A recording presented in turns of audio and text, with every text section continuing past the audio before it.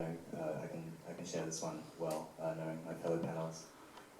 For the regenerative development, I did mention in brief as part of the presentation the Regenerative Design Development Framework.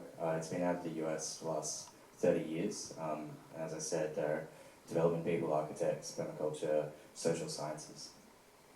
If you were to distill the approach, that vocational place and that community consultation is a key piece. Like, where is it in the world?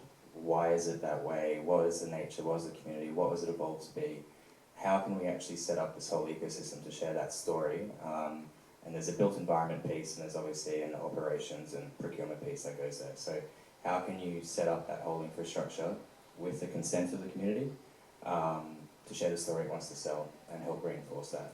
And no matter where you are, those relationships are going to be different. Sometimes people want to be involved in the story. Some people, they want to be separated and just left alone. It's perfectly okay. There's different stories to sell. And then you work through that as your core foundation collaboratively, and you work your way through that. And there's all these principles of like nested relationships. There's the project, which is your property. There's the nested whole, the proximate whole, and that would be the community.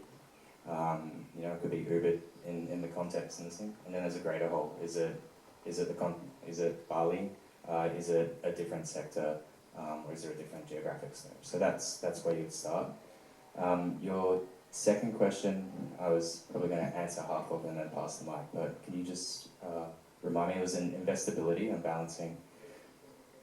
Yeah, so I speak a lot about stranded assets and interconnected risks.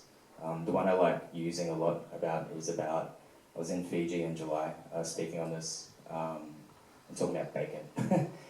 There's a lot of tourism development in Fiji right now. A lot of the hotels are serving more and more bacon. They're importing it, but they're actually looking at having more livestock.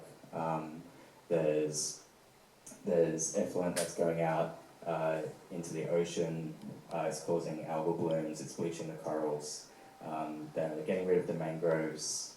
Therefore, the whole blue economy is disrupted. Plus, the natural asset of the coral reef is disrupted.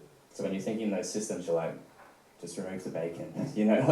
You're just like, these are all interconnected systems. How do we actually make sure that the system is balanced? And if you don't do that, how much value? What is the value of not having that coral reef there to your asset? And then you can look at those sort of similar examples in a longer time frame, because there's probably 100,000 of these sort of examples that come through that do have a positive or a negative impact there.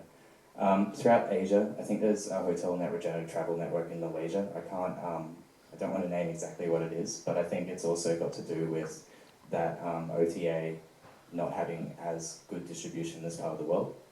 I'm doing the assessment. But one famous one is Playa Viva in Mexico. It's kind of used as a benchmark.